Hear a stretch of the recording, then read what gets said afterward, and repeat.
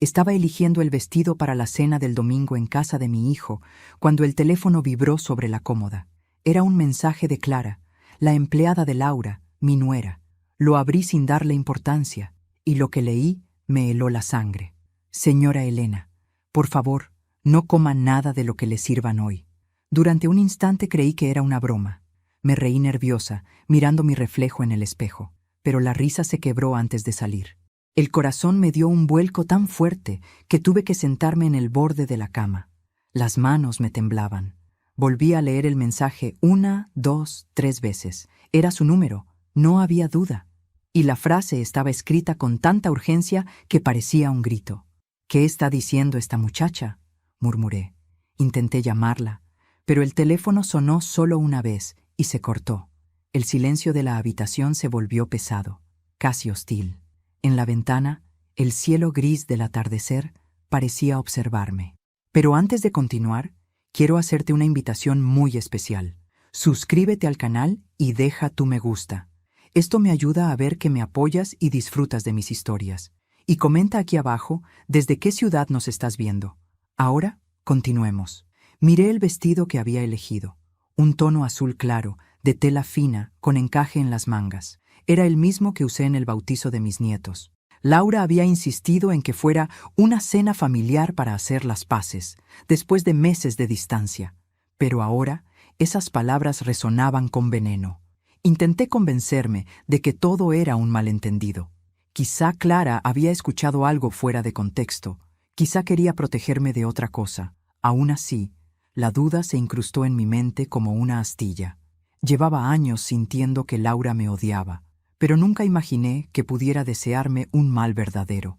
La relación con mi nuera siempre fue una cuerda tensa. Desde el día en que la conocí, su sonrisa me pareció una máscara. «Qué linda su casa, señora Elena», me dijo la primera vez que vino, pero su mirada no miraba los muebles ni las flores del jardín. Miraba las escrituras enmarcadas que colgaban junto al retrato de mi difunto esposo. Yo no quise verlo entonces. Pensé que exageraba, pero los años me demostrarían que las personas ambiciosas nunca se sacian, ni siquiera con amor. Javier, mi hijo, cambió desde que se casó con ella. Ya no era el muchacho dulce que me llamaba todas las noches. Se volvió frío, distante, como si cada palabra que decía pasara antes por el filtro de su esposa. «Es solo el trabajo, mamá», me repetía. Pero yo sabía que el trabajo no te enseña a mirar con desprecio a quien te crió. Me levanté, decidida a no ir. Pero entonces recordé a mis nietos, los gemelos, apenas de 5 años. Ellos no tenían culpa de nada. Además, si no aparecía, Laura tendría una excusa perfecta para seguir pintándome como la madre loca o resentida. Respiré hondo, guardé el teléfono y me obligué a mantener la calma. A las 7 en punto salí de casa. La noche caía sobre el barrio y el aire olía a tierra mojada. Caminé despacio hasta la parada del taxi, repasando cada palabra del mensaje. «No coma nada de lo que le sirvan hoy».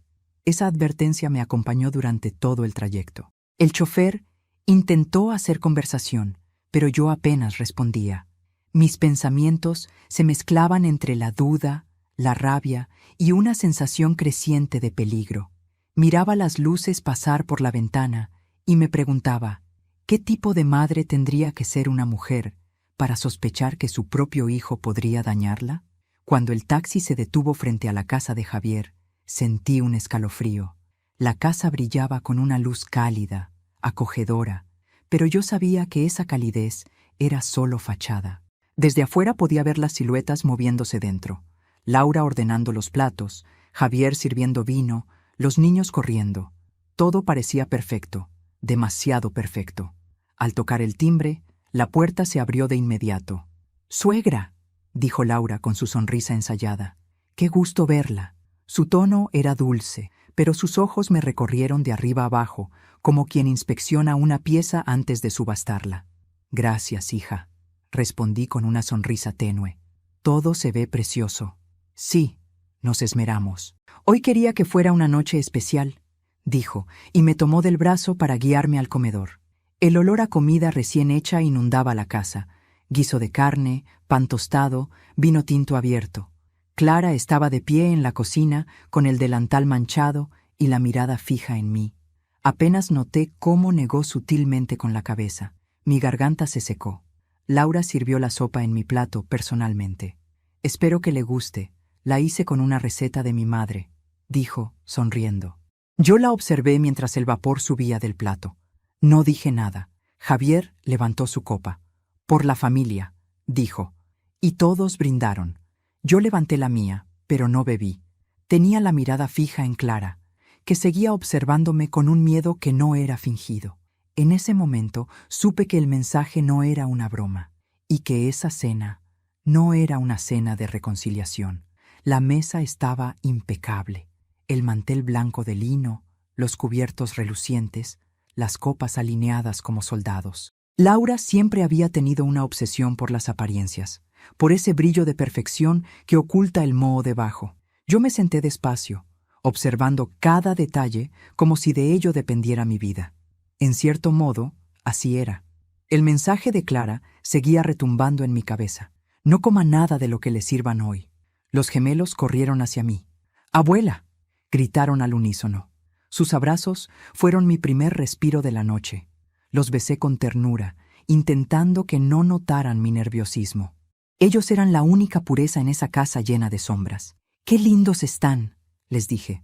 «Mamá nos vistió igual», respondió uno riendo. «Para que no los confundas», añadió el otro. Reí con suavidad, pero mi corazón estaba encogido. Cuando levanté la vista, Laura me observaba desde el otro extremo de la mesa. Sonreía, pero sus ojos estaban fríos, calculadores. «¿Le sirvo un poco más de vino, suegra?», preguntó. «No, gracias, hija. Prefiero agua», respondí. Su ceja se arqueó apenas, una señal mínima, pero suficiente. Ese gesto me confirmó que había algo en el vino también. Javier intentó suavizar el ambiente. «Mamá, Laura se esforzó mucho. No sabes cuánto quería que esta cena saliera bien». «Lo imagino», dije con una sonrisa que apenas podía sostener. «Huele delicioso». Clara entró en ese momento, con una fuente de carne en las manos. Al pasar detrás de mí, sus dedos rozaron mi hombro, y en ese leve contacto me dejó un papel arrugado. Lo tomé sin que nadie lo notara, lo escondí bajo la servilleta y lo abrí con disimulo. Decía solo 2 palabras: «Está mirando». Sentí un escalofrío que me recorrió la espalda. ¿Quién estaba mirando? ¿Laura? ¿Alguien más? Miré alrededor. El comedor estaba lleno de reflejos. El vidrio de la vitrina, el marco dorado del reloj, la cuchara de postre perfectamente colocada frente a mí. Podía jurar que en cada superficie brillante algo me observaba. Laura comenzó a servir la carne en los platos. Primero a Javier, luego a los niños y por último a mí. El cuchillo brilló bajo la luz de la lámpara mientras cortaba con precisión quirúrgica. «Espero que le guste, señora Elena», dijo sin mirarme. Le puse el toque de vino que tanto le agrada. Asentí con una sonrisa forzada. El vino, otra vez el vino. Era como si me retara, como si supiera que yo ya sospechaba algo. Javier, ajeno o fingiendo estarlo, hablaba de negocios, de viajes, de cosas que no me interesaban. Su voz era hueca, distante. En un momento se detuvo y me dijo: «Mamá, Laura y yo hemos estado pensando que quizás deberías vender tu casa. Es muy grande para ti sola». Sentí el golpe directo al pecho. ¿Venderla? ¿Y a quién se le ocurrió esa idea? Laura intervino con su tono meloso. «Solo lo decimos por su bien. Esa casa necesita mantenimiento. Y usted ya está... bueno, ya sabe». Su sonrisa no ocultaba el veneno detrás de sus palabras. Tragué saliva. «Esa casa fue el sueño de tu padre», dije con voz serena. «Y los sueños no se venden». Un silencio incómodo cayó sobre la mesa. Clara rompió la tensión trayendo una nueva bandeja, pero algo en su rostro me hizo entender que estaba aterrada. No era solo preocupación, era pánico. Mientras dejaba los platos, su mirada se cruzó con la mía y movió los labios sin emitir sonido. Pude leer lo que decía: «Revise su plato». El corazón me golpeó el pecho con fuerza. Apreté la servilleta sobre las rodillas, intentando no temblar. Cuando todos comenzaron a comer, fingí dar un pequeño sorbo. La carne estaba jugosa, tierna, con ese aroma que me había acompañado desde mi juventud, pero sabía que bajo esa apariencia deliciosa podía esconderse algo mortal. Laura me observaba con el rabillo del ojo. Cada vez que yo levantaba el tenedor, ella lo hacía también. Esperaba. Si yo probaba la carne, ella comería. Si no lo hacía, se detendría. Un juego silencioso, perverso, donde la vida y la muerte se escondían detrás de cada bocado. Javier cortaba distraído su comida, ajeno al pulso invisible entre nosotras. Los niños reían sin comprender la tensión. El reloj marcaba las 8:30, y cada segundo parecía un eco interminable. Entonces lo noté. Una pequeña mancha verdosa en el borde de mi plato. Era mínima, apenas visible, pero no estaba en los demás. Mi respiración se volvió pesada. Me llevé la mano al cuello, fingiendo un leve mareo. ¿Se encuentra bien, señora?, preguntó Laura, acercándose con falsa preocupación. Solo un poco de calor, respondí. ¿Puedo tomar aire en el jardín? Claro, dijo ella, aunque su sonrisa se tensó un poco. Me levanté con dificultad, sosteniendo la servilleta, y caminé hacia la puerta del patio. Antes de salir, me giré y vi cómo Laura, al notar mi ausencia, bajó la mirada hacia mi plato y frunció el ceño. Algo no había salido como esperaba. El aire frío del jardín me devolvió el aliento. La luna colgaba sobre las bugambilias y los grillos cantaban entre las sombras. Saqué el papel del bolsillo y lo leí otra vez. Está mirando. Clara apareció minutos después, fingiendo que traía una bandeja vacía. Señora, no regrese a la mesa, susurró. Dime qué pasa, Clara. Mi voz temblaba. ¿Qué pusieron en mi plato? No lo sé exactamente, dijo, con lágrimas en los ojos. Pero vi a la señora Laura poner un polvo en su carne cuando usted fue al baño. No lo hizo con nadie más. El suelo se me movió bajo los pies. Me apoyé en la baranda, sintiendo un mareo. No podía creerlo. La esposa de mi hijo, la madre de mis nietos, ¿intentando matarme? Clara, dije, escucha bien, no digas nada. Ella asintió. Solo prométame que no va a comer nada, por favor. Te lo prometo. Volví a mirar hacia el comedor desde la ventana. Laura reía, fingiendo naturalidad, mientras Javier hablaba con entusiasmo. Pero en su risa había algo extraño, una sombra, una prisa oculta, como quien espera que algo suceda pronto. Y entonces lo entendí. No era solo el plato. Era toda la noche, una trampa cuidadosamente preparada, y yo había caído en ella, solo que aún no lo sabían. Volví a entrar al comedor con una sonrisa falsa, fingiendo que el aire del jardín me había hecho bien. Laura me miró con ese gesto de superioridad que usaba como escudo. ¿Todo bien, señora?, preguntó con dulzura fingida. Sí, hija, ya me siento mejor. El aire fresco me ayudó. Me senté de nuevo. La cena continuó como si nada hubiera ocurrido, pero el ambiente había cambiado. Yo ya no veía la mesa, veía un campo minado. Cada plato, cada copa, cada movimiento tenía un significado oculto. Clara regresó desde la cocina, esta vez con una bandeja de sopa. Un último toque antes del postre, dijo Laura. Esta receta es especial. La palabra especial me sonó como un golpe. Observé cómo Clara servía las porciones. Cuando llegó a mí, lo hizo con extrema lentitud, y al inclinar la sopera, la cuchara tembló. Un poco del caldo cayó fuera del plato, sobre el mantel. Laura frunció el ceño, pero no dijo nada. Los niños ya estaban cansados y jugaban distraídos en el sofá. Javier hablaba por teléfono, ajeno a todo. Yo apenas respiraba. El aroma de la sopa era intenso, especiado, pero había algo más. Un olor agrio, casi metálico. No era imaginación. Era el olor de la traición.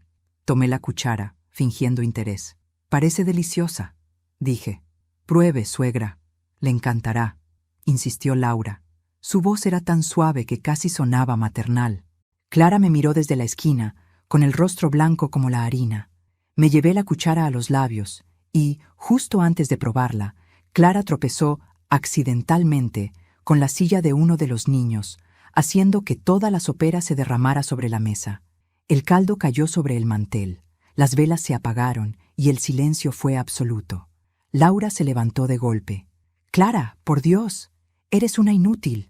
«Lo siento, señora», murmuró ella, recogiendo los pedazos. Yo aproveché el caos para mirar discretamente lo que había caído al suelo. Entre el líquido y los restos de verdura, vi algo flotando, una pequeña cápsula abierta, del tamaño de una uña. Mi respiración se detuvo. No era un error, no era paranoia. Alguien quería matarme. Cuando la cena terminó, fingí estar cansada. Laura me ofreció llevarme, pero insistí en tomar un taxi. Como quiera, señora, dijo con una sonrisa tensa. Ojalá la próxima vez podamos disfrutar sin tantos accidentes. Seguro, respondí. La próxima será más tranquila.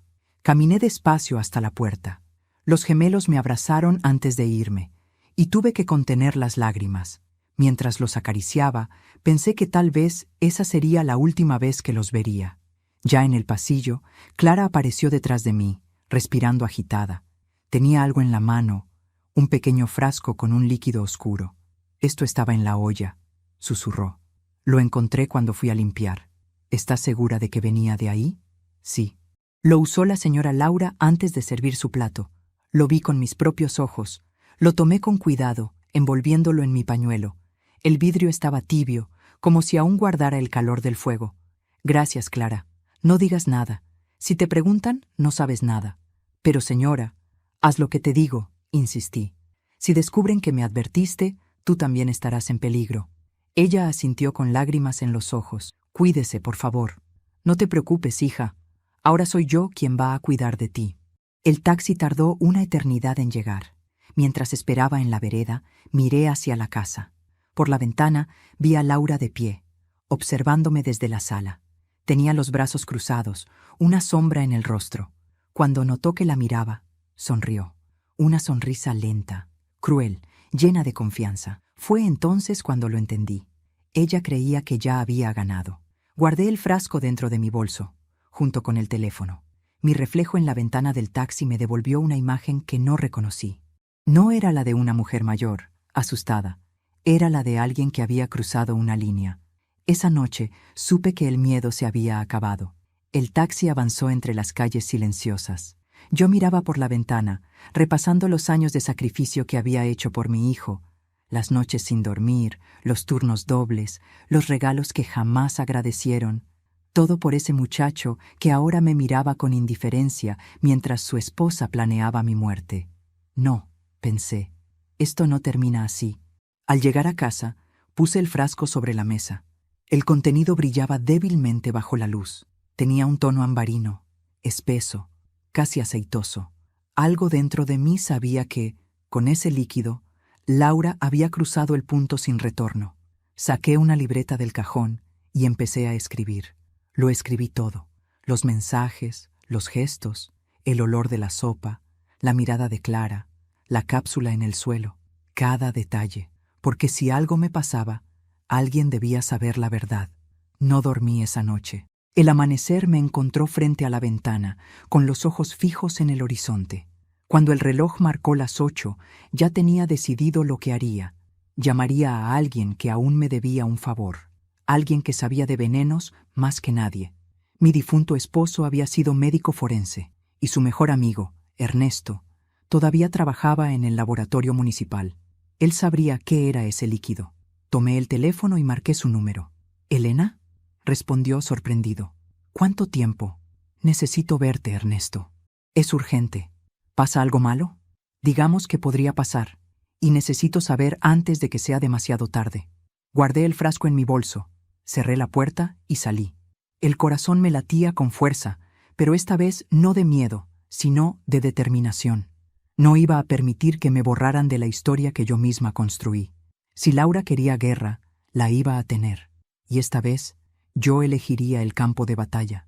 El laboratorio de Ernesto estaba igual que lo recordaba, frío, silencioso, con ese olor a alcohol y metal que siempre me resultó insoportable. Él seguía igual también, solo un poco más encorvado, con las manos manchadas por el tiempo y los ojos cansados de mirar horrores. Cuando me vio, dejó los guantes sobre la mesa y me abrazó con ternura. No pensé que volvería a verte en estas circunstancias, Elena. Su voz era grave, amable, pero cargada de preocupación. ¿Ni yo?, respondí, sacando el frasco del bolso. Necesito que analices esto. ¿Qué es? Algo que me sirvieron en la cena. Ernesto arqueó una ceja. ¿La cena? ¿Y por qué crees que...? Solo hazlo, interrumpí, casi suplicando. Y dime la verdad, pase lo que pase.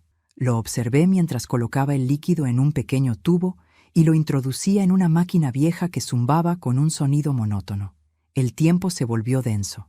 Cada segundo era una gota de sudor resbalando por mi espalda. Ernesto me miró con un gesto que no olvidaré jamás. ¿Quién te sirvió esto, Elena? Mi nuera. ¿Y quién preparó la comida? Ella también. Pero la empleada dice que no estaba sola. Él suspiró, apoyando las manos en la mesa. Lo que hay aquí es arsénico, puro. La palabra se clavó en mi pecho como una lanza. El sonido del laboratorio desapareció. Solo escuché mi respiración agitada, mis latidos desbocados. ¿Estás segura? Logré decir. Completamente. Y no solo eso. Tomó otro papel, donde anotó algo más. Este tipo de arsénico no se consigue fácilmente. Es un compuesto antiguo, usado en laboratorios médicos hace décadas. Mi mente empezó a correr. Antiguo, médico, mi difunto esposo. ¿Podría venir de un lugar personal? Pregunté. Ernesto me miró con cautela. Elena, este compuesto lo usaba tu esposo en los años 90, cuando trabajaba en la morgue. Solo había 3 personas que tenían acceso. Él, yo y alguien más. ¿Quién? Susurré. Tu hijo, Javier. Su voz fue casi un suspiro. Él solía acompañarlo de niño, ¿recuerdas? Le encantaba revolver los frascos y hacer preguntas. El mundo se me vino abajo. No, no podía ser. Javier, mi niño. Me agarré del borde de la mesa para no caer. Ernesto, no, él no. No puedo asegurarlo, pero quien preparó esto sabía perfectamente lo que hacía. No era improvisación. El silencio se hizo eterno. Las paredes del laboratorio parecían cerrarse sobre mí. Por un momento, deseé que todo fuera una pesadilla. ¿Qué vas a hacer?, preguntó él. No lo sé, dije con voz quebrada. Pero no puedo ir a la policía aún. No sin pruebas de que fue él. Ernesto asintió, comprendiendo sin palabras. Te ayudaré, pero prométeme algo. ¿Qué cosa? No hagas nada de lo que puedas arrepentirte. Sonreí sin alegría. Ernesto, a mi edad, ya no hay espacio para el arrepentimiento, solo para la verdad. Volví a casa con el cuerpo cansado y el alma en guerra. Cada paso que daba me parecía ajeno, como si caminara dentro de otra vida. No podía quitarme de la cabeza la posibilidad de que mi propio hijo estuviera involucrado. Encendí la lámpara del escritorio y saqué los álbumes viejos. Allí estaban las fotos. Javier de niño, su sonrisa sin malicia, su padre detrás, orgulloso. En otra, los 3 en la playa, riendo bajo el sol. ¿Qué había pasado con ese niño dulce? ¿En qué momento el amor se convirtió en ambición? Recordé una conversación antigua. Julián, mi esposo, le decía a Javier, algún día todo esto será tuyo, pero recuerda, hijo, las herencias también pueden destruir. Y Laura había llegado años después, con su sonrisa de porcelana y su mirada calculadora. Ella no solo había conquistado a mi hijo, lo había moldeado. Había hecho de él un reflejo de su codicia. El sonido de mi teléfono me sacó del trance. Era un mensaje de un número desconocido. ¿Le gustó la sopa? El alma se me heló. No había nombre, no había firma, solo esa frase. Cerré el puño con tanta fuerza que las uñas me marcaron la piel. Respiré hondo. No iba a responder. No iba a darles el gusto de saber que me habían asustado. Pero el miedo ya no era miedo. Era furia. Y la furia puede ser el combustible más peligroso cuando se enciende en el corazón de una madre. Pasé el resto del día planeando en silencio. Si quería sobrevivir, necesitaba más que intuición. Necesitaba pruebas. Guardé una cámara pequeña en mi bolso, la que usaba para grabar cumpleaños. También un frasco vacío, idéntico al que me dio Clara. Esa noche llamé a mi hijo. Javier, gracias por la cena de ayer. Estuvo deliciosa, le dije con voz dulce. Me gustaría invitarlos el próximo domingo, aquí en casa. ¿En serio, mamá?, preguntó sorprendido. Claro, quiero compensarlos por tanto esfuerzo. Pude sentir cómo su tono se suavizaba al otro lado de la línea. Laura estará feliz. Perfecto, dije, sonriendo en la oscuridad. Díganle que prepararé algo especial. Cuando colgué, sentí una paz extraña. Ya no era la misma mujer temerosa de días atrás. Ahora sabía lo que ellos planeaban. Y lo más importante, sabía que estaban seguros de que no lo sabía. Eso jugaba a mi favor. Antes de dormir, volví a abrir el mensaje de Clara. No coma nada de lo que le sirvan hoy. La joven me había salvado la vida. Decidí llamarla, pero su número ya no existía. La habían despedido, tal vez amenazado. Otra víctima silenciosa de la crueldad de Laura. Miré al espejo. Por primera vez en años, vi en mi rostro una expresión que no recordaba. Determinación. Ya no era la madre que buscaba comprensión. Era una mujer que iba a recuperar su dignidad y su justicia. Afuera, la lluvia comenzó a caer con fuerza. El agua golpeaba los cristales con un sonido hipnótico. Pensé en Ernesto, en las palabras de mi esposo, en el niño que una vez fue Javier. Y me prometí que, cuando todo terminara, nadie volvería a envenenar mi mesa, ni mi cuerpo, ni mi alma. El agua siguió cayendo, hirviendo sobre el tejado como la verdad que acababa de descubrir. La verdad que, tarde o temprano, siempre sale a la superficie. Dicen que cuando una mujer guarda silencio, no es porque haya renunciado, sino porque está preparando algo.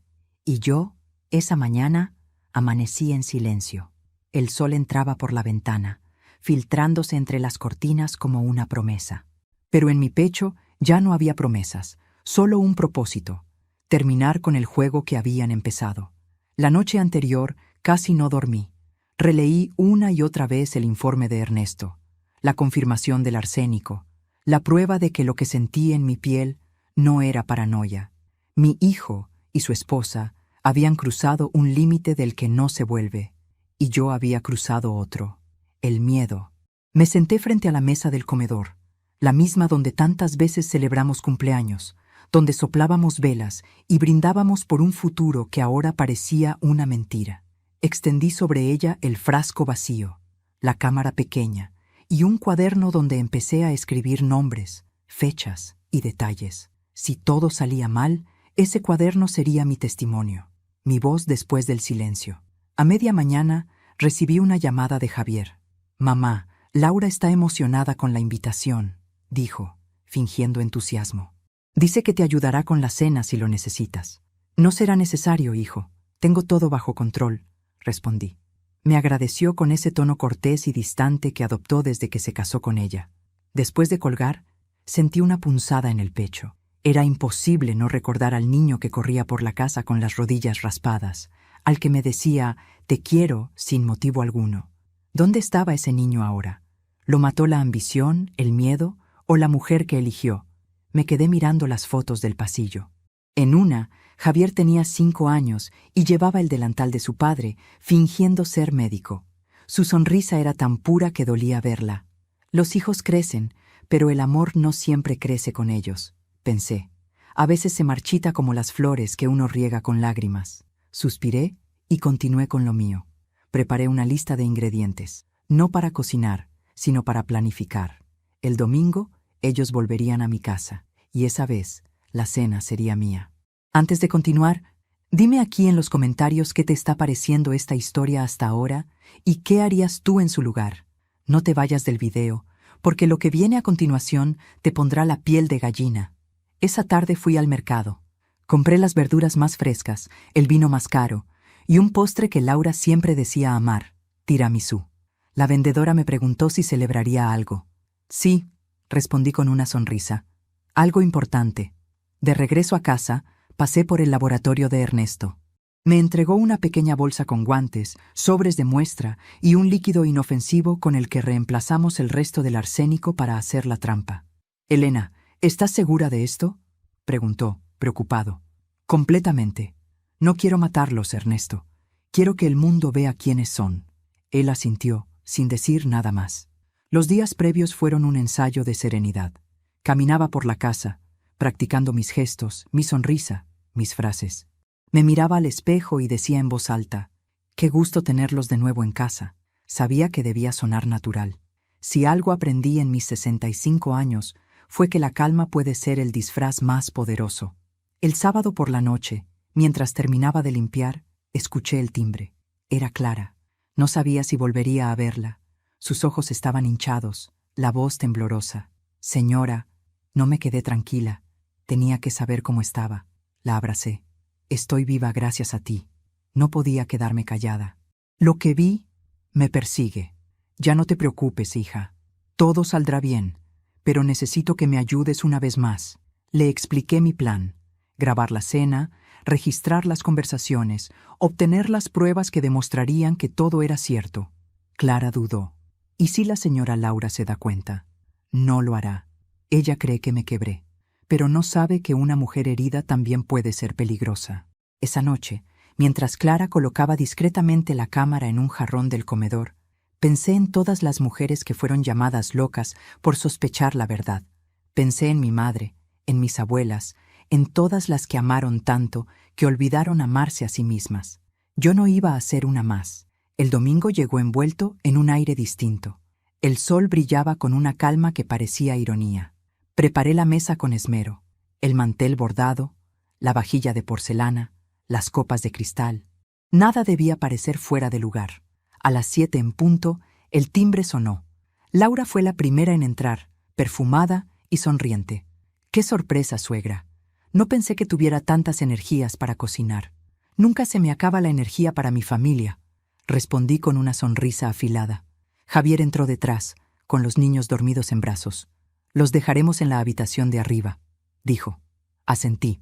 Mientras subían, lancé una mirada rápida al jarrón del comedor. La cámara estaba grabando. La cena comenzó como un espectáculo. Risas falsas, brindis ensayados, halagos que dolían. Yo serví la comida con la calma de quien ya lo sabe todo. Laura tomó el primer bocado. Deliciosa, suegra. Debería cocinar más seguido. Gracias, hija. Me alegra que confíes en mí. Javier levantó su copa. Por la reconciliación, dijo. Por la verdad, respondí, mirando la lente escondida tras las flores. Bebimos. La cámara lo registró todo. Las palabras, los gestos, las miradas. Y lo que ocurriría después, nadie lo olvidaría. Esa noche, cuando se marcharon, la casa quedó en silencio otra vez. Pero no era el silencio del miedo. Era el silencio que precede a la justicia. Apagué las luces y guardé la cámara en mi bolso. Sabía que el video que contenía esa grabación tenía el poder de cambiarlo todo. Y lo haría, porque antes del veneno había existido el amor. Y cuando el amor muere, lo único que queda es la verdad. Y una mujer dispuesta a hacerla arder. El reloj marcaba las 8 en punto cuando el timbre volvió a sonar. Esa misma sensación recorrió mi cuerpo. El temblor previo a la tormenta. Pero esta vez no era miedo. Era precisión. Cada detalle de esa noche había sido medido. Los platos, las copas, el vino y, sobre todo, las palabras. Abrí la puerta y los recibí con una sonrisa que hasta a mí me sorprendió. «Qué gusto verlos de nuevo», dije, con un tono cálido. Laura me besó en la mejilla. Su perfume era el mismo de siempre, dulce y pesado, como una máscara que intentaba tapar la podredumbre.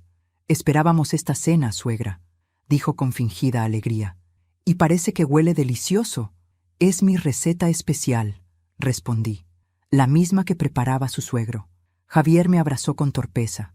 Lo sentí distante, nervioso. Había algo en su mirada, una sombra, como si supiera que algo estaba fuera de lugar, pero no pudiera decir qué. Nos sentamos en la mesa.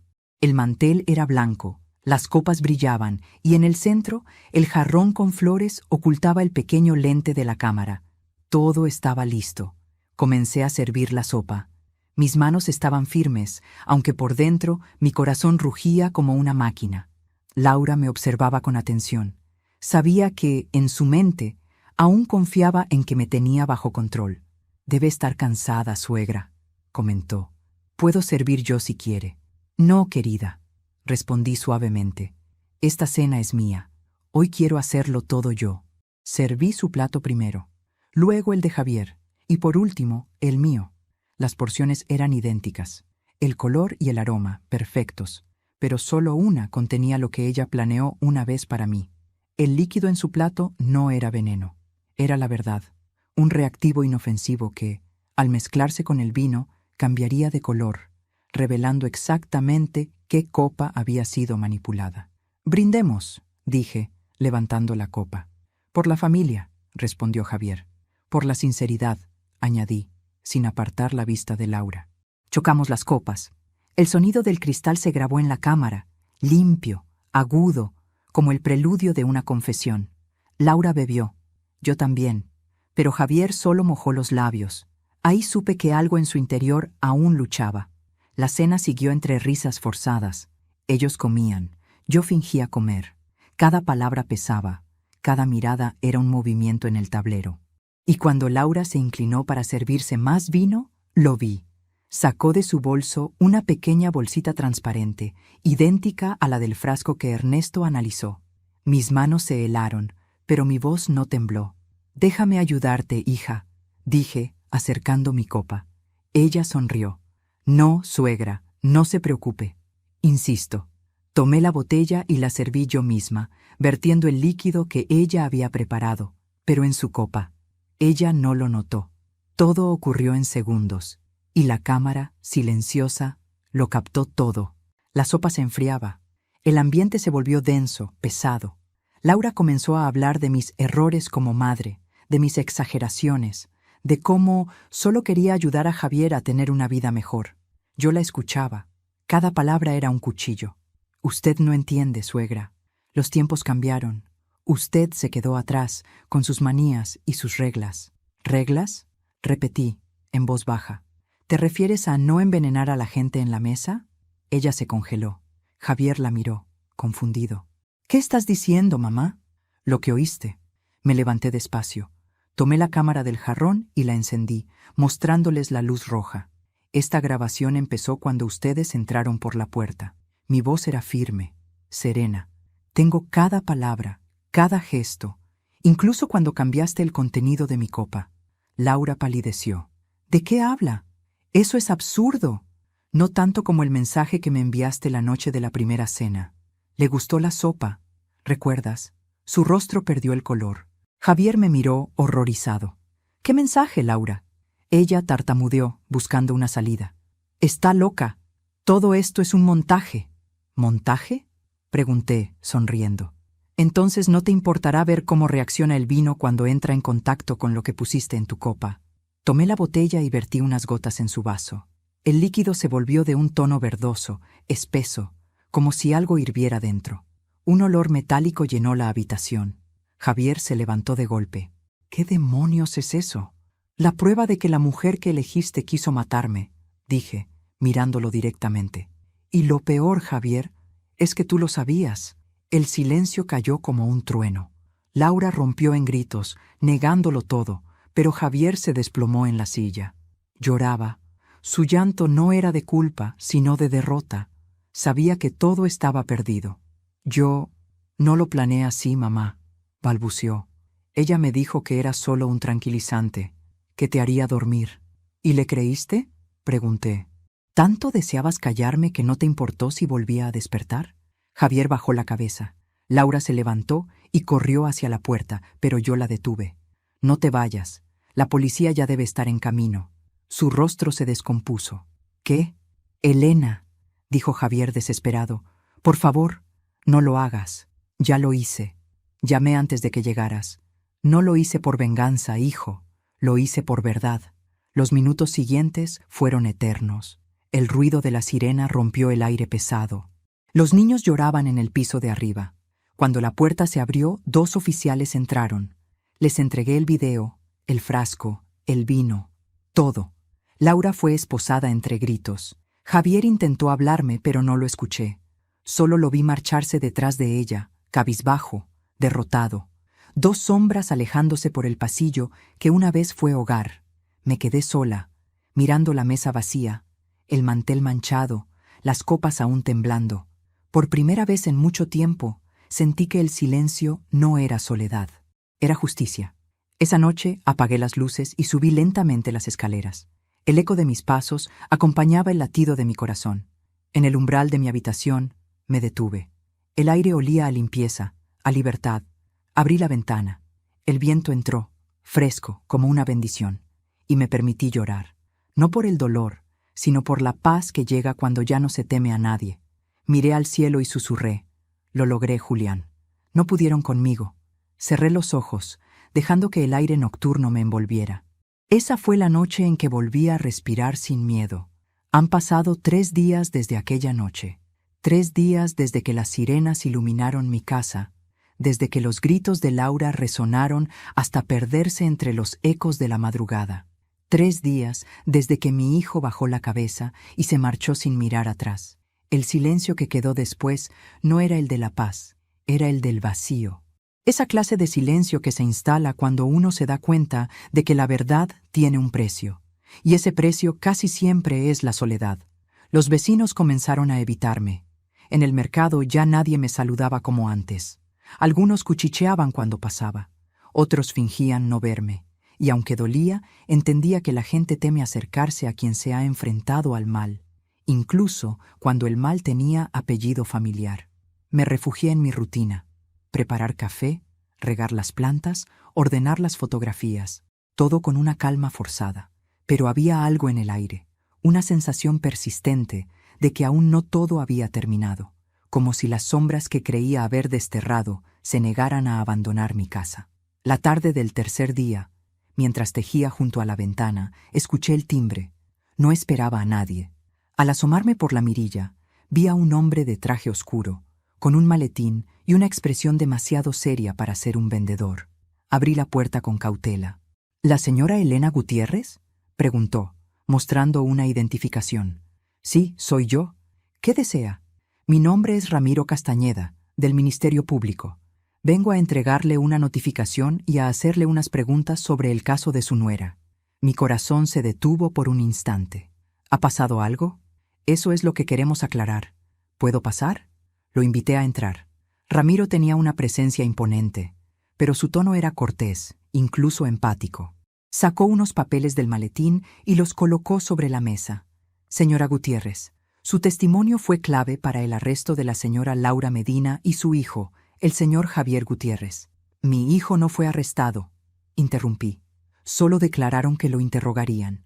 Así es, pero hay nuevos elementos. Me senté, temiendo lo que vendría. Ramiro abrió una carpeta y deslizó hacia mí una fotografía. Era una imagen borrosa, tomada en un estacionamiento subterráneo. En ella se veía a Javier hablando con una mujer que no era Laura. Alta, cabello castaño, rostro parcialmente cubierto. ¿La reconoce?, preguntó. No, respondí, aunque algo en su silueta me resultaba familiar. Su nombre es Silvia Ortega. Trabajaba en el hospital donde su esposo laboró durante años. También fue su asistente en los últimos meses antes de que falleciera. Tragué saliva. ¿Qué tiene que ver ella con todo esto? Ramiro se reclinó en la silla, observándome con atención. Tenemos razones para creer que Silvia fue quien consiguió el arsénico. Los registros del laboratorio donde su esposo trabajaba indican que ella retiró el compuesto hace 6 meses, usando su antiguo número de empleado. Sentí un vértigo profundo. Eso significa, murmuré, que lo tenían planeado desde antes. Exactamente. Y lo más inquietante, añadió, es que no actuaban solos. Me miró directamente a los ojos. Hay evidencia de que alguien más financió la compra de ciertos materiales, alquiló una casa y ordenó la vigilancia de su domicilio. ¿Qué? ¿Me estaban vigilando? Durante meses, señora Gutiérrez, desde mucho antes de aquella primera cena. Me quedé en silencio. La piel se me erizó. Una parte de mí ya lo intuía, pero escucharlo en voz alta fue como recibir un golpe seco en el pecho. Ramiro continuó. Su nuera lo confesó parcialmente durante el interrogatorio. Dijo que había un tercero, alguien que la presionaba para terminar lo que empezó, pero se negó a dar nombres. Mis manos comenzaron a temblar. ¿Y mi hijo? ¿Qué dice él? Asegura no saber nada, pero creemos que miente. Ramiro se levantó y caminó hasta la ventana. El sol comenzaba a ocultarse, tiñendo la sala con un tono dorado y melancólico. Le diré algo fuera del registro, dijo volviéndose hacia mí. No confíe en nadie todavía. Si nota algo extraño, comuníquese directamente conmigo. Asentí, sintiendo cómo el peso del miedo regresaba lentamente a mis hombros. Él guardó los papeles y se marchó, pero antes de salir, dejó un sobre la mesa. Esto lo dejaron en la oficina esta mañana, dirigido a usted. No sabemos quién lo entregó. Cuando la puerta se cerró, me quedé mirándolo por varios segundos. Era un sobre blanco, sin remitente. Solo mi nombre escrito a mano, con una caligrafía que reconocí de inmediato, la de Javier. Mis dedos temblaban mientras lo abría. Dentro había una carta, escrita con prisa. Decía: «Mamá, no todo es como parece. No creas lo que te dicen. Yo no quería hacerte daño, pero alguien me obligó. Si supieras lo que descubrí después, hay cosas que ni Laura ni yo controlábamos. Perdóname, no puedo quedarme. Me están vigilando. Si quieres entenderlo todo, busca en el armario del taller viejo. Allí guardé lo que mi padre nunca quiso que nadie encontrara». Se me heló la sangre. El taller, el mismo donde Julián, mi esposo, pasaba horas ordenando sus archivos después de jubilarse. Ese lugar que había permanecido cerrado desde su muerte. Esa noche no pude dormir. La carta descansaba sobre mi mesa de noche, y yo no dejaba de mirarla, como si las letras pudieran cambiar si las observaba el tiempo suficiente. Lo que mi padre nunca quiso que nadie encontrara. ¿Qué significaba eso? ¿Era posible que Julián también estuviera implicado, aún después de muerto? A las 3 de la madrugada, encendí una linterna, tomé la llave del taller y bajé las escaleras. El aire olía a madera vieja y humedad. El candado oxidado cedió con un crujido. Dentro, el polvo cubría todo. Herramientas, cajas, frascos etiquetados con nombres químicos. Todo estaba igual que cuando él vivía. Caminé con cuidado, apartando telas de araña, hasta llegar al viejo escritorio. En el segundo cajón encontré una carpeta con mi nombre. La abrí. Había fotografías, notas médicas y algo más. Una lista con 3 nombres: Silvia Ortega, Laura Medina y Elena Gutiérrez. Me quedé helada. A un lado de los nombres, mi esposo había escrito una sola palabra: ensayo. El mundo giró. Tuve que apoyarme en la pared para no caer. No entendía nada. ¿Ensayo de qué? ¿Había usado a esas mujeres, a nosotras, como parte de algún experimento? Busqué entre los papeles y encontré una carta fechada 2 meses antes de su muerte. Si lees esto, Elena, significa que la verdad salió a la luz. Lo que empezó como investigación se volvió una maldición. No confíes en nadie, ni siquiera en Javier. Hay personas que harían cualquier cosa por recuperar lo que escondí. El ruido de un coche frenando frente a la casa me hizo saltar. Corrí hacia la ventana y vi, bajo la lluvia, un vehículo oscuro. Dentro, una silueta encendió un cigarrillo. Esperó. No se movía. El miedo me recorrió de pies a cabeza. Cerré la cortina y apagué la linterna. Apreté la carta contra el pecho y susurré: «¿Qué hiciste, Julián? ¿Qué hicimos todos?» Esa noche entendí algo que me heló por dentro. La traición de Laura y Javier no era el principio, sino el eco de algo más antiguo, más profundo. Un secreto que mi esposo había enterrado antes de morir, y que ahora alguien estaba decidido a desenterrar, cueste lo que cueste. Me encerré en mi habitación, sosteniendo las cartas, los papeles y el miedo entre las manos. La lluvia no cesaba, y mientras las gotas golpeaban el cristal, supe que la historia no había terminado, porque cuando una verdad lleva demasiado tiempo escondida, siempre encuentra su manera de volver a la superficie. Y esta vez, no pienso esperar sentada a que me toque la puerta. No dormí en toda la noche.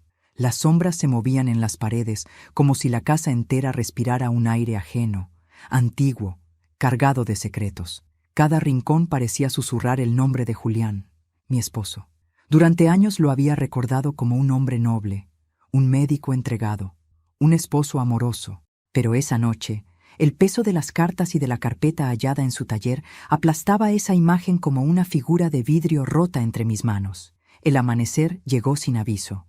La luz atravesó las cortinas, iluminando el escritorio donde reposaban los papeles que había encontrado: informes clínicos, nombres de pacientes, resultados químicos, y en todos ellos una misma sustancia destacada con tinta roja: arsénico trióxido. Mi respiración se volvió pesada. Aquello no era una coincidencia. Era una advertencia que había estado frente a mí todo el tiempo. Tomé el teléfono y marqué el número de Ramiro Castañeda, el investigador que me había visitado el día anterior. Contestó con voz somnolienta: «Señora Gutiérrez, ¿está bien? Necesito verlo. Es urgente. Encontré algo en el taller de mi esposo». ¿Qué encontró? Pruebas de que él sabía todo. El silencio del otro lado fue largo. «Voy para allá», dijo finalmente. Ramiro llegó 1 hora después. Llevaba su habitual traje oscuro y una expresión de alerta. Cuando entró, la casa aún olía a humedad y a café recién hecho. Le mostré la carpeta, los informes, las cartas. Él los revisó con atención, frunciendo el ceño. Esto cambia todo. Su voz era grave. Su esposo trabajaba en un proyecto experimental del hospital, ¿verdad? Sí, algo relacionado con tratamientos oncológicos. Me decía que estaban buscando una forma de controlar la expansión de tumores con microdosis de arsénico. Exactamente, asintió. Pero hay registros de que ese programa fue cerrado hace 10 años, después de que murieran 2 pacientes de forma inexplicable. Mi piel se erizó. ¿Está diciendo que Julián? No lo sabemos aún, pero estos documentos prueban que él siguió con la investigación por su cuenta, fuera de los registros del hospital. Ramiro colocó sobre la mesa una fotografía en blanco y negro. En ella se veía un grupo de médicos de pie frente a un cartel que decía: Proyecto ELARA, terapias experimentales de microdosis controladas. Reconocí el rostro de Julián en el centro. A su lado estaban Silvia Ortega y un tercer hombre que no conocía. Un detalle me llamó la atención. Todos llevaban un broche metálico con una E grabada. ELARA, susurré. Era el nombre que él mencionaba a veces, como si hablara de algo sagrado. ELARA era el nombre de su proyecto, confirmó Ramiro. Pero según los archivos, el financiamiento provenía de una empresa privada que desapareció hace años. Se levantó y empezó a caminar por la sala. Su hijo Javier trabajaba en el mismo hospital, ¿verdad? Sí, Julián lo ayudó a entrar. Entonces, lo más probable es que haya tenido acceso a los archivos antiguos. Y si esa mujer, Laura, se involucró, el proyecto revivió, completé, sintiendo el peso de las palabras en mi boca. Ramiro se fue poco después, prometiendo investigar el paradero de Silvia Ortega y del misterioso tercer hombre de la foto. Yo me quedé sola, con el sonido del viento colándose por las rendijas del taller. Sabía que no podía quedarme de brazos cruzados, así que decidí hacer lo que nunca imaginé: regresar al hospital donde Julián trabajó los últimos años. El edificio, un bloque gris y silencioso, seguía en pie. El guardia de seguridad, un hombre mayor, me reconoció. ¿La señora Gutiérrez? Qué gusto verla, aunque lamento tanto lo de su marido. Gracias, Tomás. Necesito pasar al laboratorio antiguo. ¿El de la planta baja? Dijo, sorprendido. Pero eso lleva cerrado años. Solo serán unos minutos. Con un suspiro, me entregó las llaves. El aire del laboratorio estaba cargado de polvo y memoria. Los frascos aún tenían etiquetas con la letra de Julián. Solución base, compuesto X, prueba 19. Caminé hasta el escritorio del fondo. Había un cajón cerrado con llave, pero en el bolsillo del abrigo de Julián, guardado como reliquia desde su muerte, encontré una vieja llave de metal. Encajó a la perfección. Dentro, un cuaderno con la misma E grabada. Lo abrí. Cada página era un mapa del horror. Anotaciones detalladas de pacientes, dosis, reacciones, y al final, un párrafo subrayado. El compuesto E tiene potencial regenerativo, pero su acumulación produce deterioro neurológico progresivo. Silvia insiste en continuar. Javier muestra interés en comercializar el resultado. Me niego. Si me pasa algo, sabrán quién traicionó el proyecto. El corazón me martillaba el pecho. Silvia y Javier, susurré. Eran ellos desde el principio. Salí del laboratorio temblando. El viento azotaba las ventanas del pasillo y sentí que cada paso me alejaba más de la vida que conocí. Mi hijo había traicionado a su padre, robado su investigación y utilizado a su esposa como cómplice. Pero lo peor era otra cosa. El veneno que me habían dado no era para matarme, era para probarme. Recordé las palabras de la carta. Ensayo. Ellos querían ver cómo reaccionaba el cuerpo ante una microdosis. Querían usarme como experimento. El estómago se me revolvió. Me apoyé contra la pared para no caer. Era demasiado. Demasiada traición, demasiado dolor. Pero entonces algo cambió dentro de mí. El miedo se transformó en una llama firme, silenciosa. No podía permitir que el legado de Julián, corrompido por su propio hijo, siguiera vivo. Tenía que acabar con todo. Esa noche regresé al taller. Encendí una lámpara vieja y saqué del cajón los frascos restantes del proyecto. Algunos estaban rotulados con fechas recientes. Javier había estado allí, probablemente antes de intentar envenenarme. Decidí grabar un video. Me senté frente a la cámara, con las cartas y los documentos extendidos sobre la mesa. Mi nombre es Elena Gutiérrez, comencé. Si están viendo esto, significa que la verdad por fin salió a la luz. Conté todo. El experimento, la conspiración, la muerte de Julián, la traición de Javier y Laura y el intento de asesinato. No busco venganza, dije con voz firme. Busco que el nombre de mi esposo no quede manchado por quienes usaron su trabajo para dañar. Guardé la grabación en una memoria USB y la dejé en el sobre que Ramiro me había dado. Al día siguiente, la envié a su oficina. Pasaron 3 semanas. La policía encontró a Silvia Ortega en un hotel de Veracruz, intentando huir del país. En su bolso llevaba documentos que confirmaban el intento de reactivar el proyecto El Ara. Javier, en cambio, seguía desaparecido. Pero una madrugada recibí un mensaje desde un número desconocido. No puedo escapar del legado de papá. Perdóname, mamá. Todo terminó. Esa fue la última vez que supe de él. Hoy, mientras escribo estas líneas, la casa vuelve a oler a café y a jazmines. Las paredes están en calma, pero ya no soy la misma mujer que un día creyó en la bondad de todos. He aprendido que el amor no siempre protege, a veces ciega, y que el perdón, aunque noble, no puede existir sin verdad. Guardo los papeles del proyecto El Ara en una caja sellada. No los destruiré, pero tampoco permitiré que nadie los use. Ese será mi legado, custodiar la línea que separa el conocimiento de la ambición. A veces me siento frente a la tumba de Julián y le hablo como si aún pudiera escucharme. Todo se acabó, amor. La verdad ya no pesa sobre nosotros. El viento sopla entre los cipreses y en ese murmullo siento algo parecido a la paz, no completa, no eterna, pero suficiente. Antes de marcharme, dejo una flor blanca sobre su tumba y por primera vez en años sonrío, porque sobreviví al veneno y también al silencio. Han pasado meses desde aquella última noche en que cerré para siempre la puerta del taller de Julián. La casa ahora respira distinto. Ya no hay voces que hieran ni miradas que midan mi valor. Solo el sonido de los pájaros al amanecer y el murmullo del viento colándose entre las cortinas. He aprendido a convivir con la soledad, no como castigo, sino como espacio sagrado, porque la soledad también cura, también enseña. En ese silencio encontré respuestas que no estaban en ningún laboratorio, ni en ningún expediente policial. Estaban dentro de mí. Durante años viví creyendo que amar era soportar, que callar era proteger, que ser madre era perdonar aunque te desangraras por dentro. Pero ya no.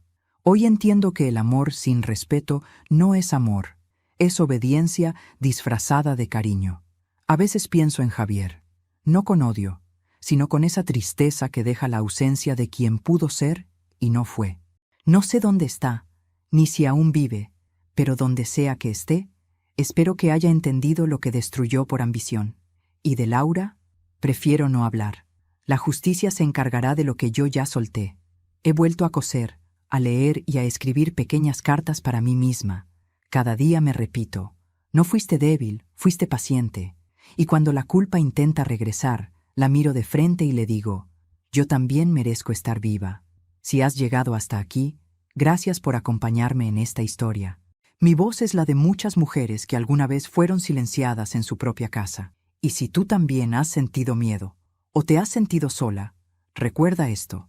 No hay veneno más peligroso que el que nos hace creer que no valemos nada. Pero antes de despedirme, quiero hacerte una invitación muy especial. Suscríbete al canal y deja tu me gusta.